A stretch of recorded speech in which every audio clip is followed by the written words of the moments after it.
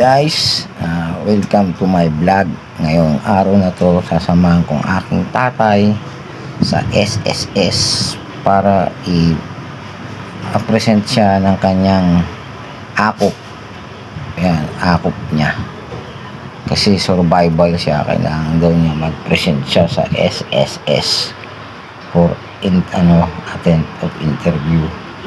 Yun. Yan guys. Shoutout to mga kay Aji tsaka kay Eji. Shoutout sa'yo, yung mga kababata ko dyan sa Aguardiente. Shoutout sa inyo. Tsaka yung gagawa ng pustiso ko. Tsaka kanya kayo magpagawa. Magaling yun si Aji. Yan. Anak ni attorney. Yan. Magaling yun guys. Shoutout sa'yo pare. Yan. Shoutout ka. Isa rin sa mga nanonood ng vlog na to. At lagi mong sinusubaybayan ang aking vlog na to. Yan. May premyo ka. Bigyan ng jacket yan. Yan guys. Salamat sa inyo sa panunod dun sa aking vlog. At maraming salamat. At nagkaroon na ako mga matatalig kong kaibigan dyan sa Aguardiente. Kumpare, kababata ko. Yan. Mabuhay ang mga taga-Aguardiente. Dyan ako lumaki. At nagkasungay. Hindi, diyan tayo lumaki at natin sa dami-dami ng tayong mga unang bata ng Aguardiente. Yang dati maputik pa yan, hindi pa gaanong semento. Yan, naranasan ko maglakad dyan ng putik-putik guys sa Aguardiente na yan. Kaya minsan, iba-vlog natin yan guys. Shoutout sa'yo. Sa'yo, pare ko. Shoutout sa inyo lahat dyan sa Aguardiente, sa kababata kay Aji at yung gagawa, si Aji gagawa ng pustiso ko. Bye, thank you. Anak ng attorney. Tawagin namin attorney yun eh. Okay, bye. See you later. Yan guys, dito ako ngayon sa Robinson. Sasamahan ko tatay ko sa SSS ako. Meron po siya para di mapupulang pension niya. Tapos, pipilag na tayo. So, dito lang guys, ito, sana siya. Kapila na siya.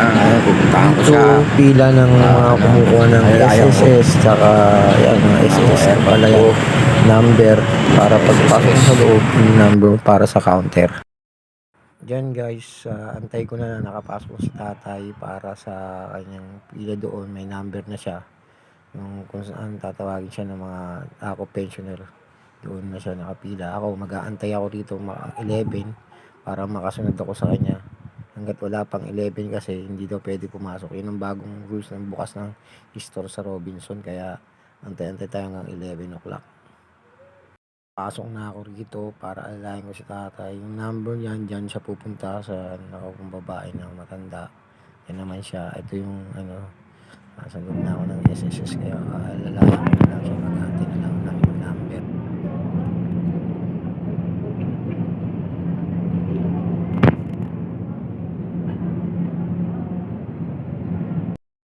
Tapos din yung pagkuha namin ng akop ni tatay at nakapag na siya, appearance na siya for appearance sa kanyang akop every every 6 months o 1 year kailangan nyo magpresenta kayo sa SSS para dun sa kanyang sa mga pensioner survival at kailangan nyo rin magpa-appearance sa SSS para hindi nahuhold yung inyong mga pension guys.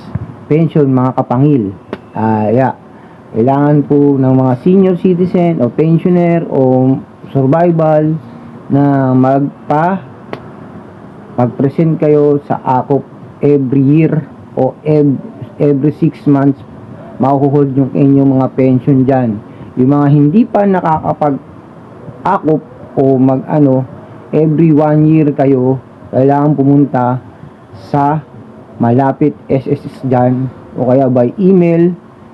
Mabilis lang din i-email basta kompleto kayo lahat sa mga dokumento na pinipresent ninyo sa SSS at ang mga mga presentation nila, yung mga kagaya ng mga papeles, mga ID, ganun. Yan, pipirma kayo application, then kung malapit lang kayo, kaya nyo pa, pumunta na lang kayo sa SSS para may present nyo yung inyong sarili na buhay pa kayo. Yun ang akop. Kaya kailangan yan sa susunod Ito, tapos na rin at nakapresenta na si next year naman, December 24 uli, siya pupunta sa SSS para ipresenta niya uli ang kanyang sarili sa SSS. Yan.